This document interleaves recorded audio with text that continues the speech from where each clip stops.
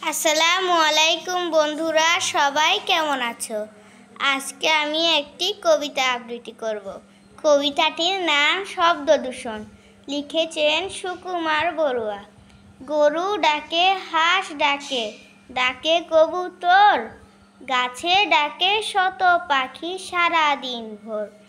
মোরগের ডাক শুনি প্রতিদিন ভোরে, নিশি রাতে কুকুরের দল ডাকে জোরে।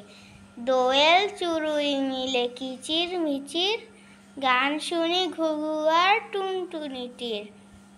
শহরের পাতিকাক ডাকে ঝাঁকে ঝাঁকে, ঘুম দেয়া মুশকিল হর্নের হাঁকে। সিডি চলে, টিভি চলে, বাজে টেলিফোন, দরজায় বেল বাজে, কান পেতে শোন। গলি পথে ফেরিওয়ালা হাঁকে আর হাঁটে, ছোটদের হইচই স্কুল মাঠে। পল্লীর সেই সুরে ভরে যায় মন, শহুরে জীবন জ্বালা শব্দ দূষণ।